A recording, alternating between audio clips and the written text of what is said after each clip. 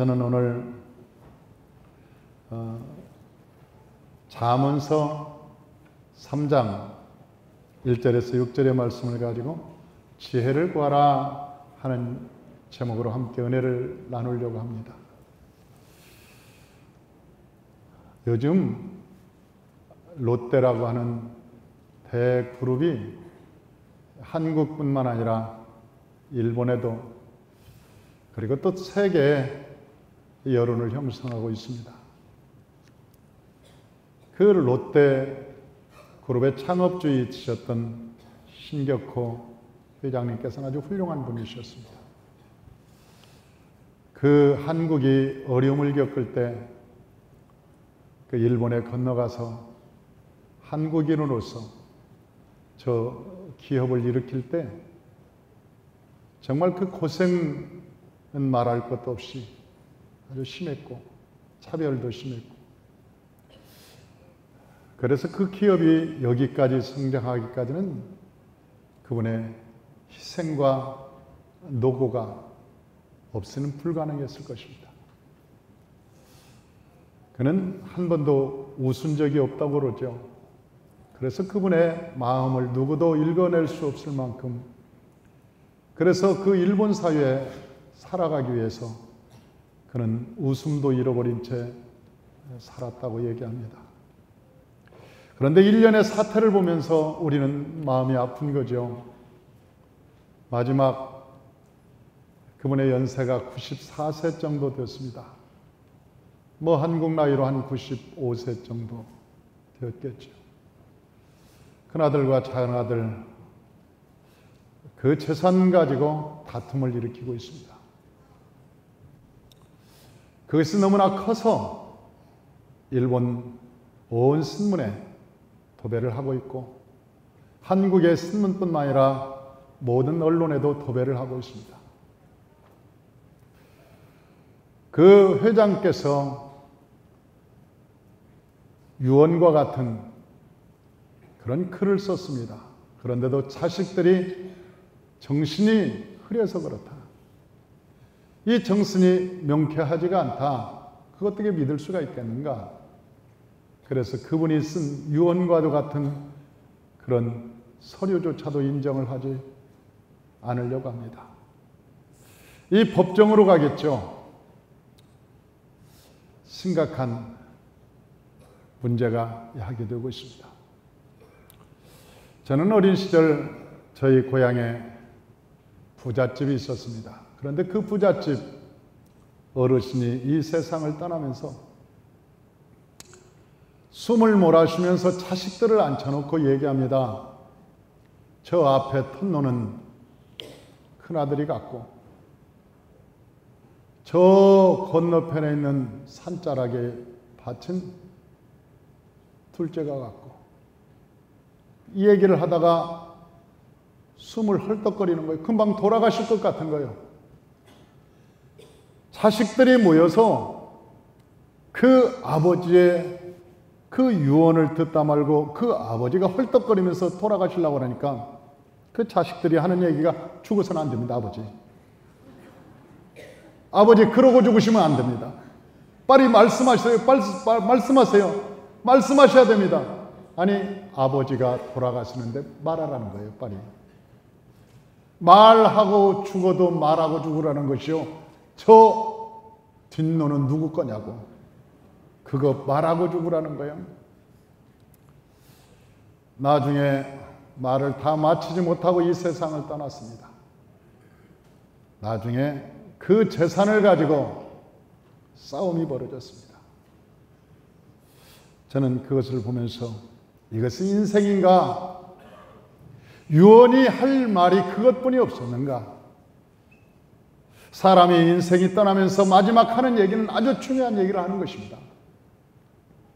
여러분, 이 세상을 떠나면서 마지막 인생이 할 수 있는 가장 중요한 얘기가 턴노는 누구 거고 뒷노는 누구 거고 저 산자락에 있는 그 땅은 누구 거냐고 하는 것이 정말 중요한 얘기일까? 저는 많이 생각해 보았습니다. 오늘 잠언서 3장에는 이렇게 얘기하고 있습니다.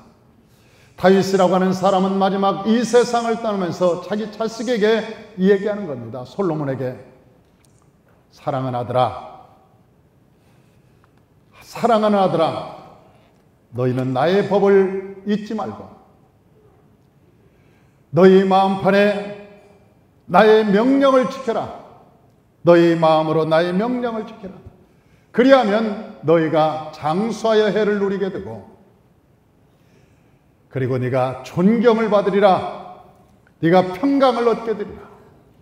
그렇게 얘기하는 거예요.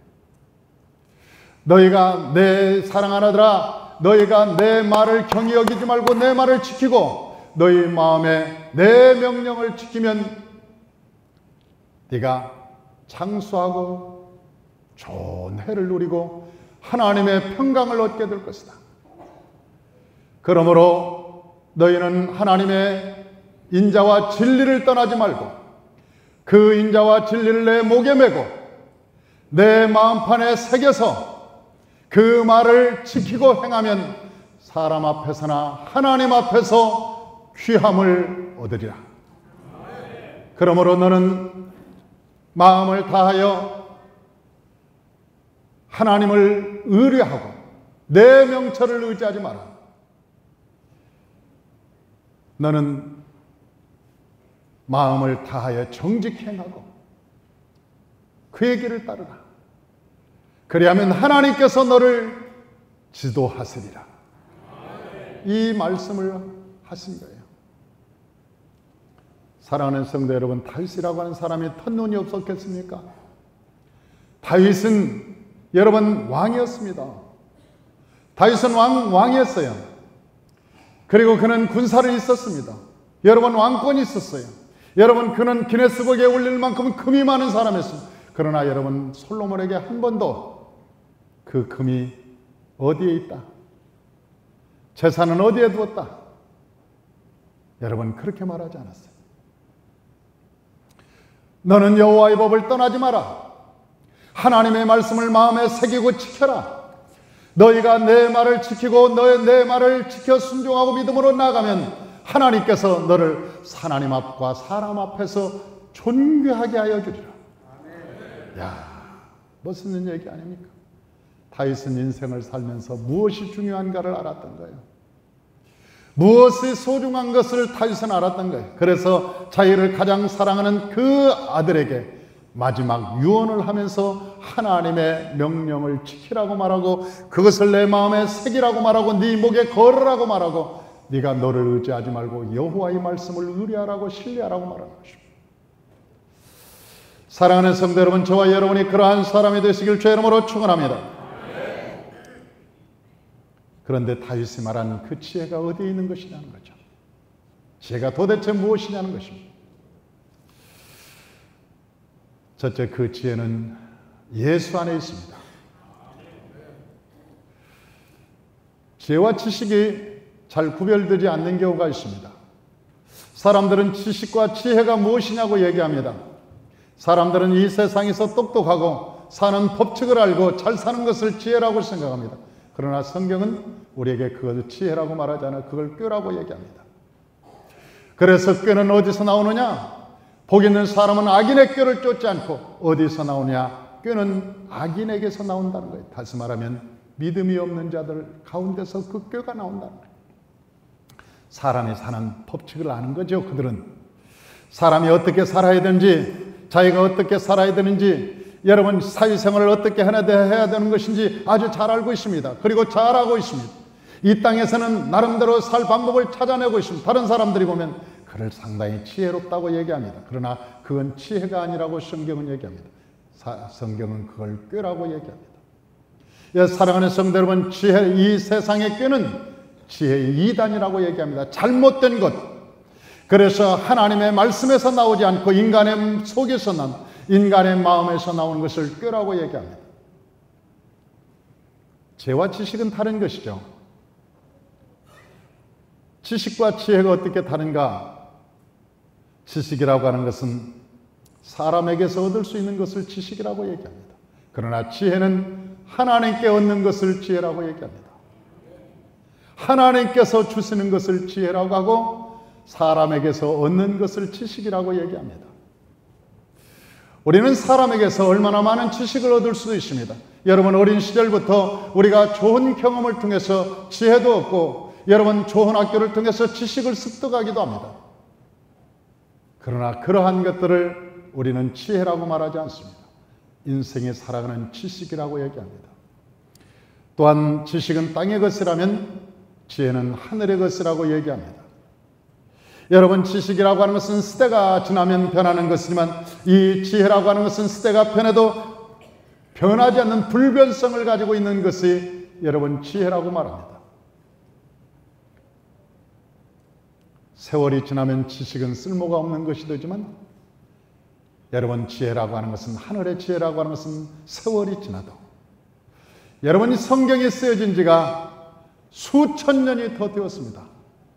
여러분, 4,000년이 더 되었어도 이 지혜가 오늘도 현대인들을 가르치고 있습니다. 지혜라고 하는 것은 세월이 지나도, 환경이 변해도, 유행이 지나도 이 지혜만큼은 불변의 법칙을 가지고 있는 것이 지혜라고 하는 것입니다. 지식이라고 하는 것은 사람을 교만하게 하지만 지혜라고 하는 것은 성경에 보니까 이 사람이 가는 곳마다 즐거움과 기쁨이 있다고 말씀하고 있습니다. 그래서 성경은 지혜를 매우 중요하게 생각합니다. 욥기서 12장 13절에 보니까 지혜가 어디가 있는가? 여러분, 지혜는 사람에게 있지 않습니다. 욥기서 12장 13절에서 보니까 지혜와 권능은 사람에게 있는 것이 아니라 하나님께 있다고 말씀하고 있습니다. 지혜와 권능은 어디에 있느냐? 사람에게 있지 않고 하나님에게 있다. 그래서 하나님께서 우리를 가르치실 때 무엇으로 가르치시느냐? 지혜로 가르치신다 그랬어요. 하나님께서 우리를 뭘로 가르치시느냐? 지혜로 가르치신다 그랬어요. 지혜로. 욥기서 33장 33절을 보니까 하나님께서 우리를 가르칠 때 지혜로 가르친다 그랬어요. 지혜로. 그래서 저는 우리 바이블 교수님들한테 지식을 가르치지 말라고 수없이 얘기합니다. 제가 우리 바이블 교수님들과 모여서 얘기할 때마다 끊임없이 얘기하는 것이 있습니다. 가르치지 마라. 지식을 가르치지 마라. 지식을 가르치지 마라. 사람이 지식을 알면 입만 바빠지기 시작합니다. 교만해지기 시작합니다. 사람들한테 사람을 판단합니다. 사람을 여러분 정죄합니다. 그것을 가지고 사람이 잘난 척합니다. 그러면서 인간은 바리새인이 되고 말합니다. 성경에 보니까 바리새인은 아무런 쓸모가 없다고 말합니다. 여러분, 창세기로부터 요한계시록까지 모든 성경을 다 외고한다고 할지라도 그 사람에게는 아무런 유익함이 없다고 하는 거예요. 그러나 여러분, 하나님의 말씀을 깨달을 때 변화의 역사가 일어나기 시작합니다. 하나님의 말씀을 깨달을 때 여러분, 그 말씀이 생명이 되고 깨달을 때 은혜가 되고 그 사람들을 변화시키는 능력이 바로 거기에서 나온다는 것입니다. 우리는 지혜를 얻고 싶어 합니다. 그리고 하나님께서도 지혜를 주기를 원하십니다. 그런데 그 지혜는 하나님께 있다고 말씀하셨어요.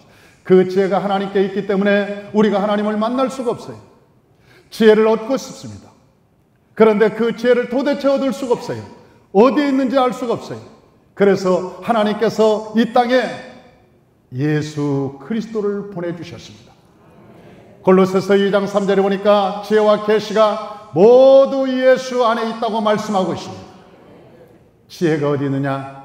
예수 안에 있는 것입니다. 그래서 예수님께서 이 세상에 오셔서 말씀하시기를 내가 곧 길이요 진리요 생명이라고 말씀하셨습니다. 그리고 골로새서 2장 2절에서 3절에 보니까 그리스도 안에는 지혜와 지식의 모든 보화가 숨겨져 있다고 말씀하고 있습니다. 많은 세상 사람들은 지혜가 어디가 있는가?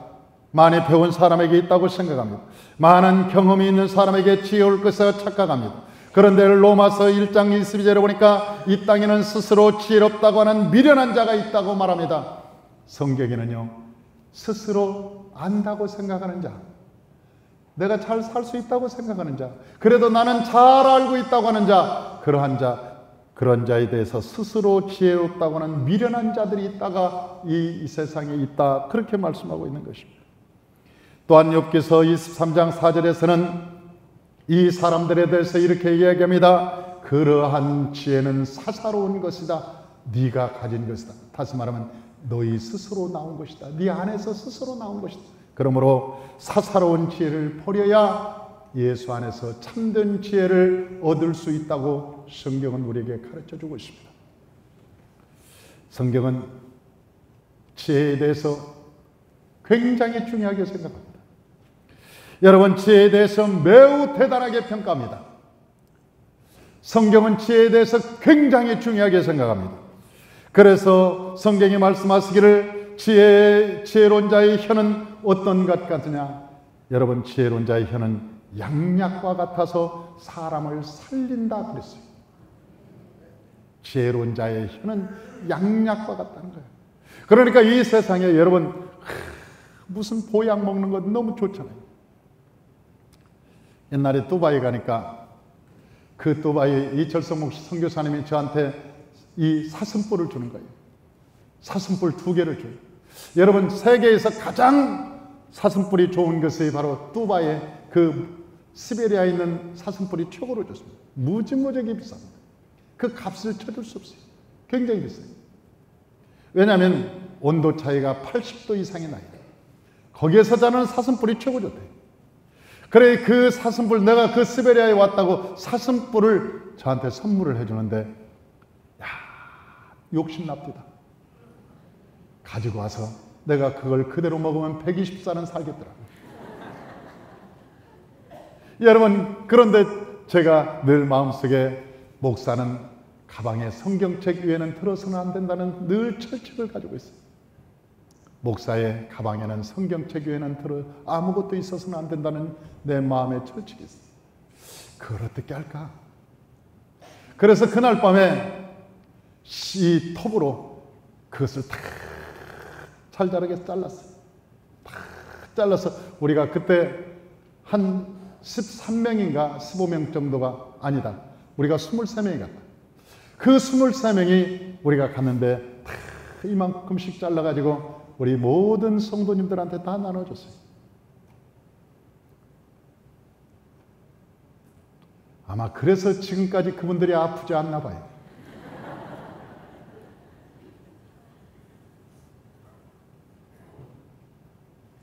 그 스베리아산 여러분 녹용을 구하려고 애를 씁니다. 사람들이.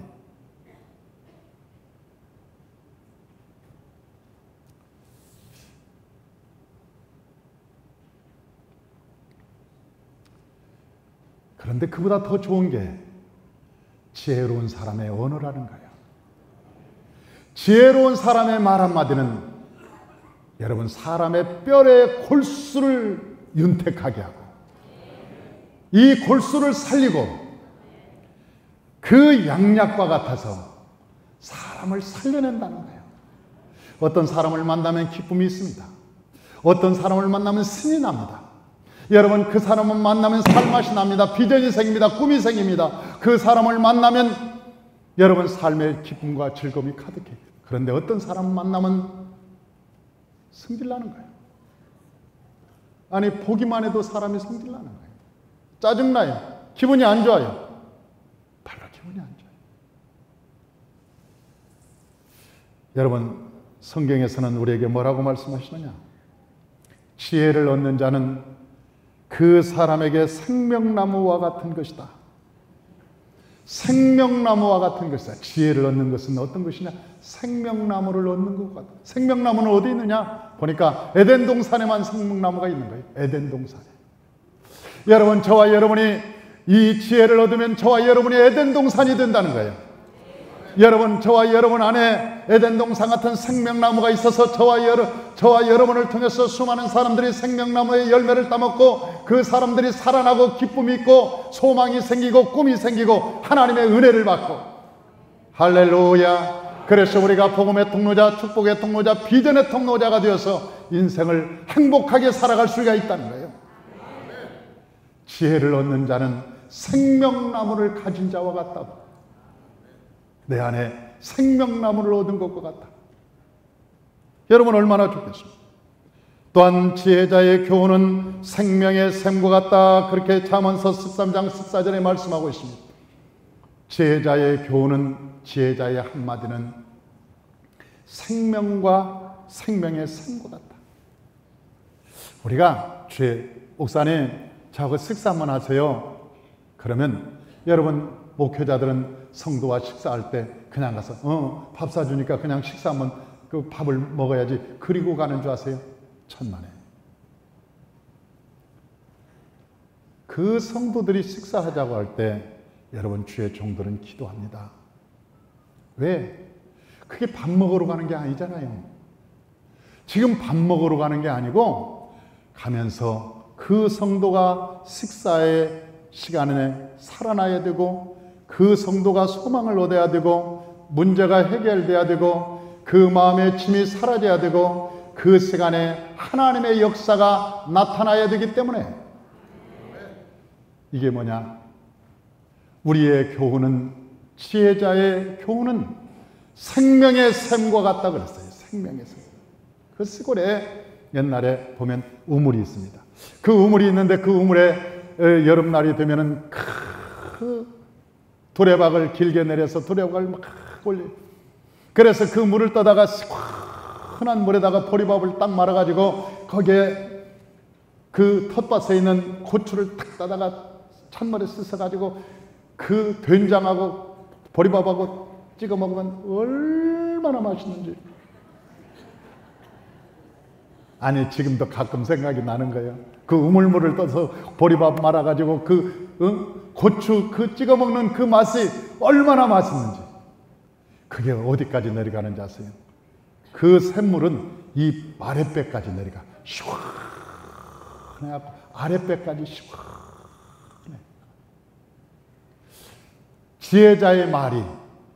지혜자의 말이 어디까지 들어가냐? 이 속까지 시원해. 할렐루야. 사랑하는 성도 여러분, 저와 여러분이 지혜자가 되어서 여러분의 말이 사람들의 마음을 시원하게 하시길 주 이름으로 축원합니다. 여러분의 말 한마디 한마디가 생명이 되실 주 이름으로 축원합니다. 사람은 여러분 돈으로 살리지 않아요. 여러분 이 세상의 사람은 생명은 뭘로 사느냐? 하나님의 지혜자가 하나님의 말씀을 가지고 살리는 거예요. 저와 여러분이 여러분을 통해서 여러분의 말을 듣는 모든 사람들이 소망이 생겼다, 꿈이 생겼다, 기쁨이 있다, 은혜가 있다, 생명이 있다. 그런 소망과 꿈이 생겨나시기를 주 이름으로 축원합니다. 그런데 이 하나님의 지혜는 누구든지 얻기를 원해. 하나님도 그 지혜를 주기를 얼마나 소망하겠냐고. 하나님도 지혜를 주기를 소망하고 우리도 하나님의 지혜를 얻기를 원하고, 그런데 왜 우리는 지혜자가 안 되냐? 지혜자가 왜 안 되냐? 그것은 성경에 보니까 사단이 방해하기 때문에 그래요.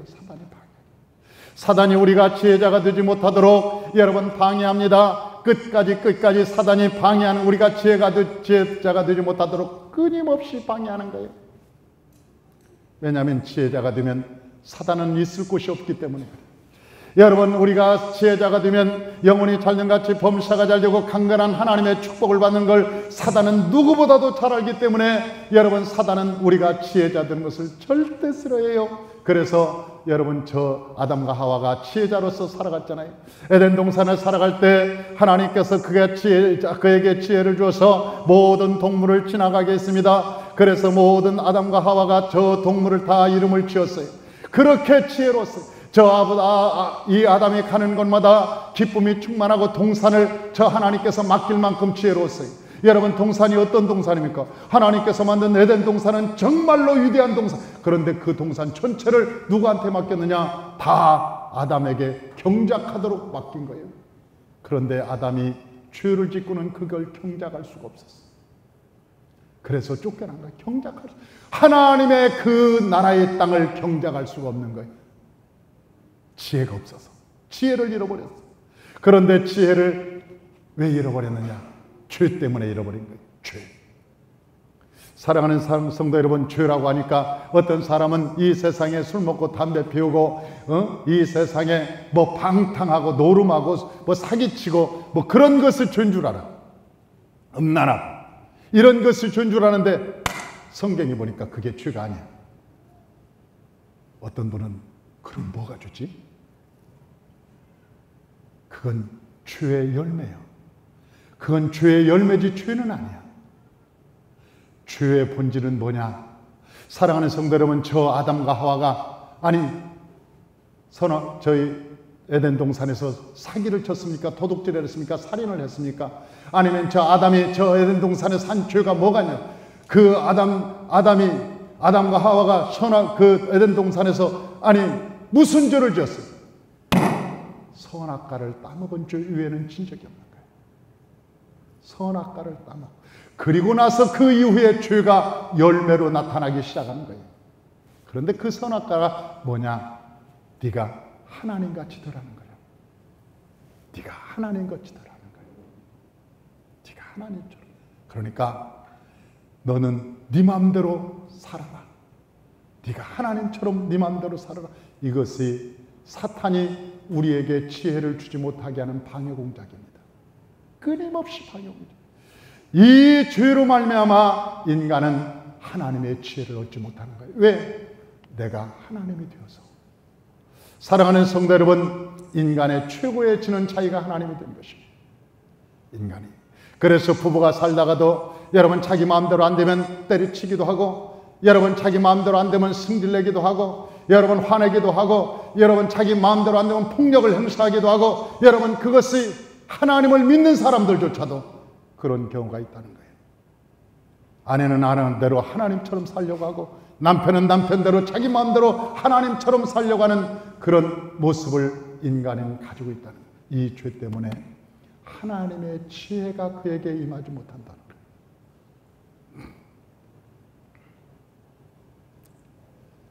거예요. 욥이라고 하는 사람도 여러분 하나님의 지혜자였습니다. 그런데 그 욥에게 시험이 와요. 그런데 그 욥에게 시험이 오는데 별의별 시험이 타옵니다. 그런데도 욥은 믿음으로 이겨. 그런데 욥에게 가장 가까운 욥의 아내에게 아내를 시켜서 욥을 무너뜨리려고 하는 거예요. 신앙이라는 것은요, 우리의 신앙을 방해하는 사람은 뭐 유엔 사무총장인 줄 아세요? 우리의 신앙을 방해하는 사람은 뭐 오바마 대통령인 줄 아세요? 아니에요. 우리의 신앙을 방해하는 것은 김정은도 아니에요. 아마 여러분 가장 가까이 있는 사람일 거예요. 여러분과 함께 사는 사람일 거예요. 여러분과 함께 사는 사람 한번 쳐다봐. 너냐? 당신이요? 아마 가장 가까이 있는 사람, 나의 가장 가까이 있는 주의 종, 가장 가까이 친한 집사, 나 가장 가까이 있는 신랑, 나의 가까이 있는 신부, 나의 가까이 있는 친구. 욥이라고 하는 사람은 시험에 들지 않았습니다. 여러분, 그 욥이 모든 것을 잃어버렸을 때 아내가 도저히 욥을 이길 수 없으니까 여러분 저 사단이 욥의 아내 속으로 들어갔습니다. 그리고 욥의 아내가 말하기를 당신이 하나님을 믿는 사람이요 차라리 하나님께 욕하고 죽으십시오. 당신 아들도 잃어버리고 딸도 잃어버리고 당신 재산도 잃어버리고 모든 당신의 건강도 잃어버렸는데 그래도 하나님을 믿을 겁니까? 하나님을 당신이 잘못 믿고 있는 겁니다. 차라리 당신이 믿고 있는 저 하나님을 욕하고 차라리 죽으시오. 그렇게 얘기할 때 욥이 뭐라고 그랬어요? 당신은 어떻게 세상 여자처럼 얘기합니까? 내가 이 세상에 적신으로 왔으니 적신으로 돌아갈 수 마땅하지 않습니까? 내가 사는 것도 주님의 은혜요 죽는 것도 주님의 은혜인데 당신이 왜 세상 여자처럼 그렇게 아내의 이 반박을 이겼다는 것이요 욥에게는 최고의 축복인 거예요. 아내의 시험을 이겼다는 것이 아내의 시험을 이겼다는 여러분, 남편의 시험을 이긴다는 것은 최고의 능력이요.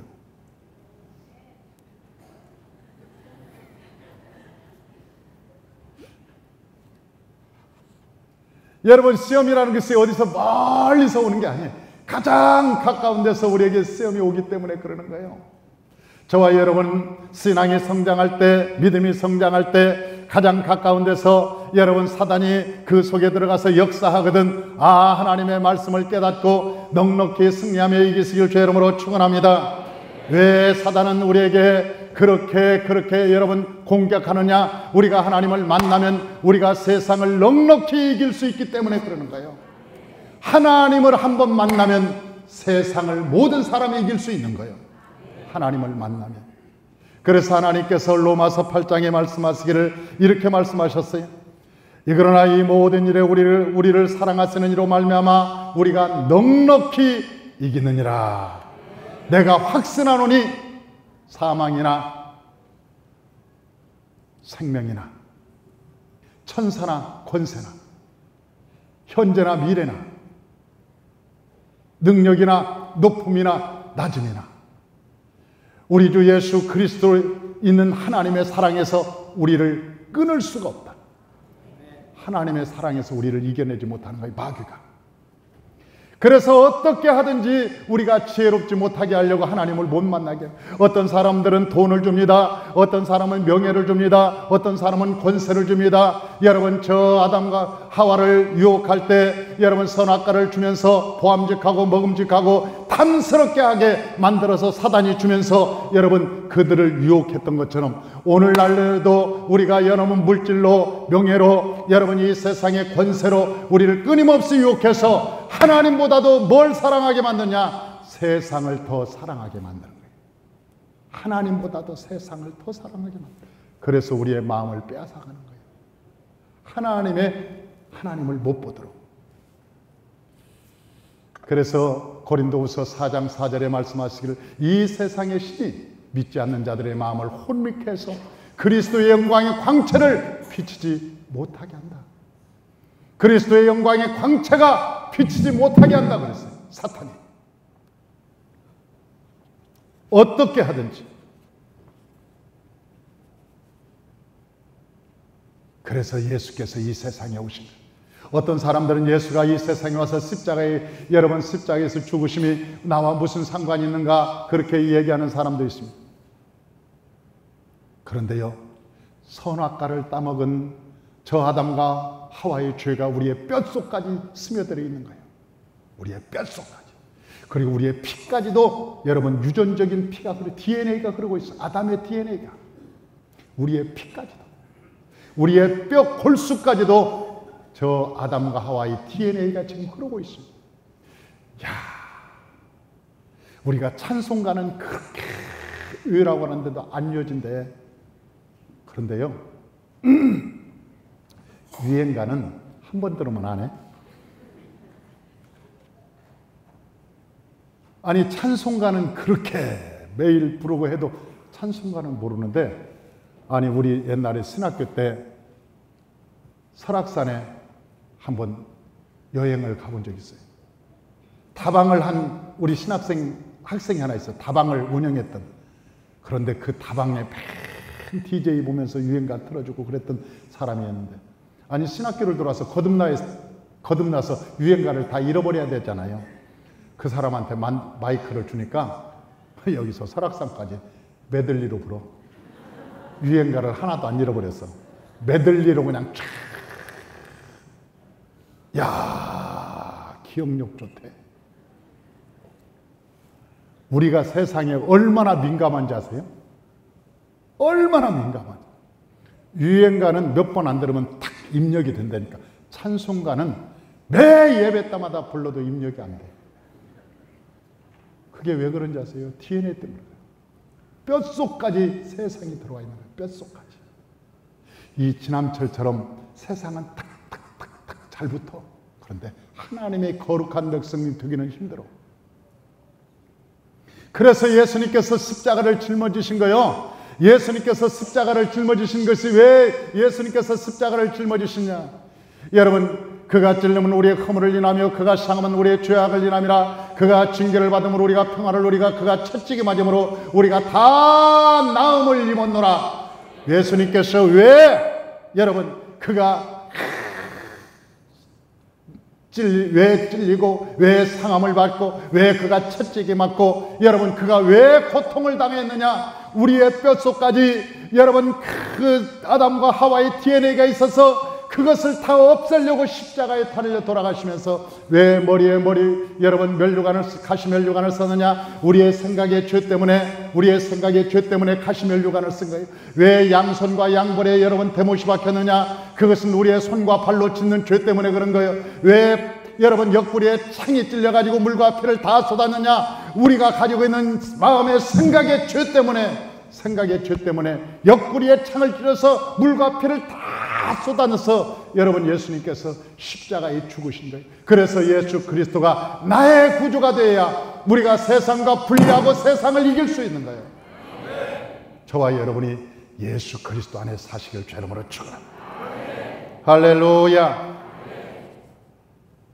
우리가 지혜는 예수 안에 들어가야 알 수가 있는 것입니다. 성경에 보니까 지혜를 받은 사람이 얼마나 하나님께 귀중히 여김받느냐. 성경에 보니까 지혜를 받은 사람이 있는데 솔로몬입니다. 솔로몬이 지혜를 받으니까 하나님께서 그를 높여서 부귀영화를 주셨습니다.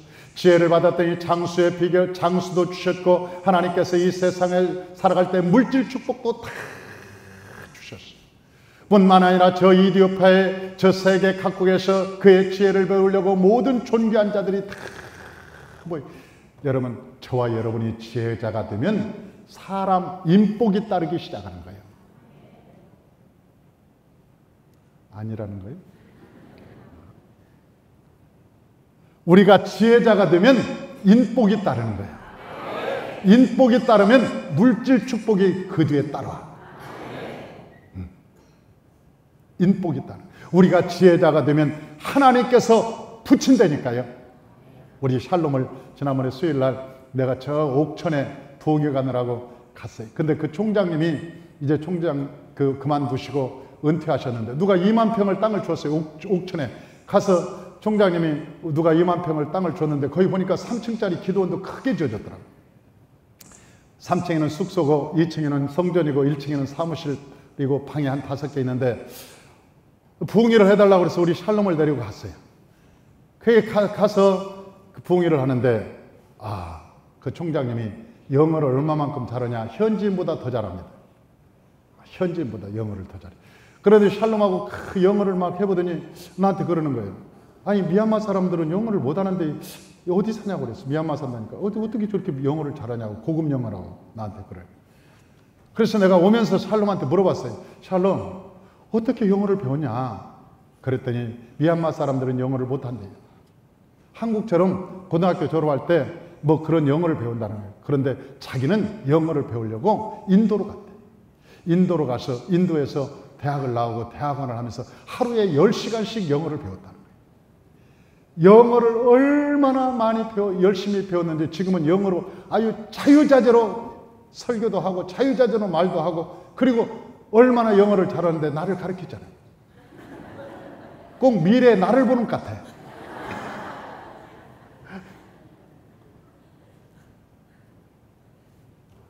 샬롬은 지금 무슨 얘기 하는지도 모르고 지금 눈만 크게 뜨고 껌뻑껌뻑 하고 있어요.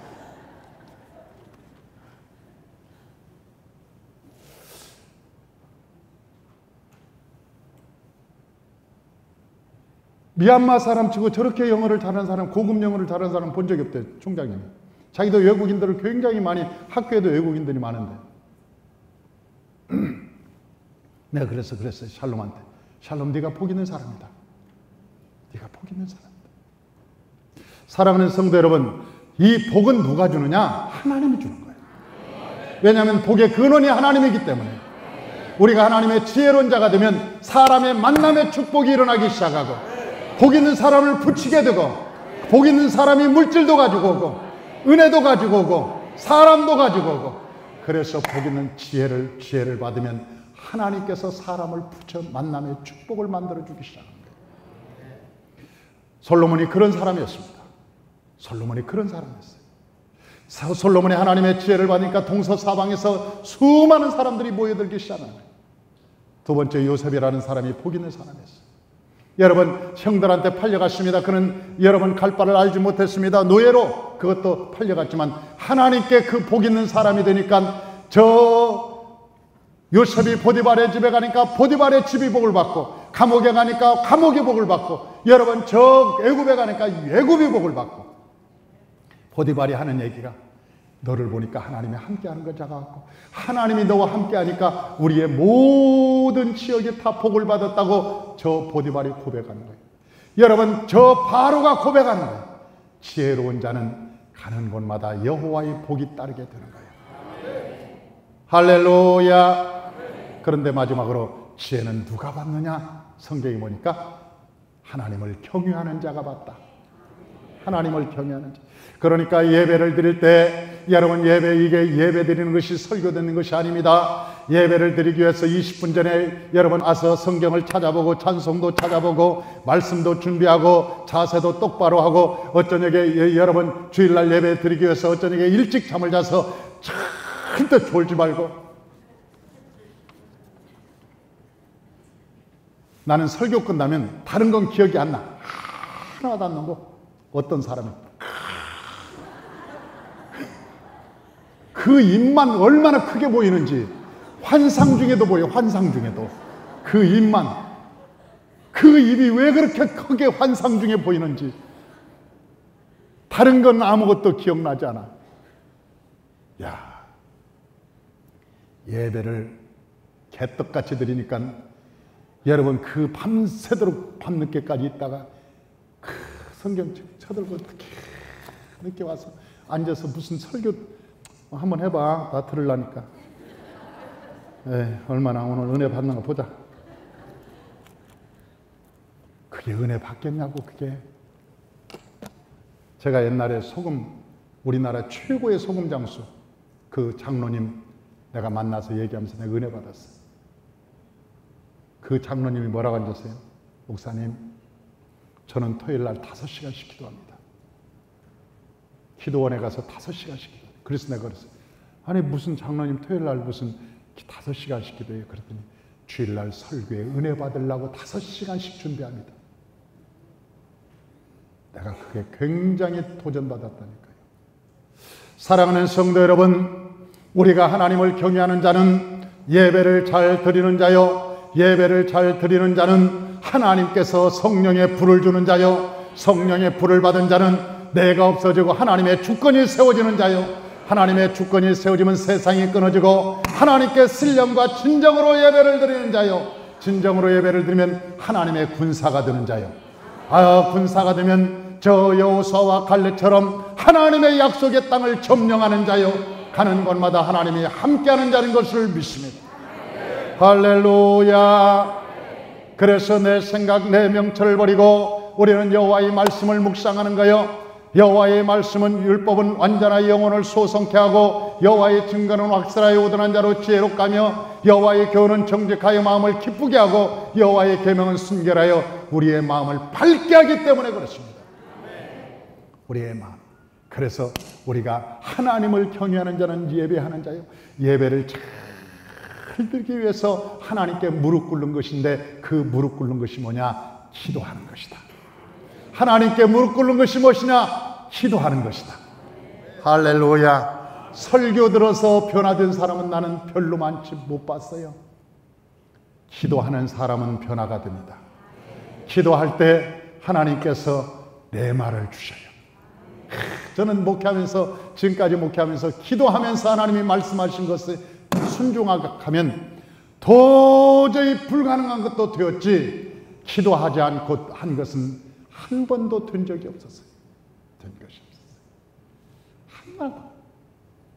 기도할 때 하나님이 마음에 응답을 주시는 것은 반드시 돼. 근데 처음에 기도할 때는 이게 될지 안 될지 감이 안 잡히는 거예요. 감이 안 잡히고. 기도를 1시간 해도 감이 안 잡히고 2시간 해도 감이 안 잡히고, 이게 내가 지금 뭐 하고 있나, 그런 생각도 수없이 들어요. 그런데 기도하다 보면 하나님께서 어떤 때 내 마음에 확신과 말씀을 주실 때가 있어요. 근데 그 말씀이 레마로 탁 닫고 믿음으로 가면 기적은 일어나요. 할렐루야. 그게 바로 지혜라는 거예요. 하나님이 주신 마음이 지혜라는 거예요. 할렐루야.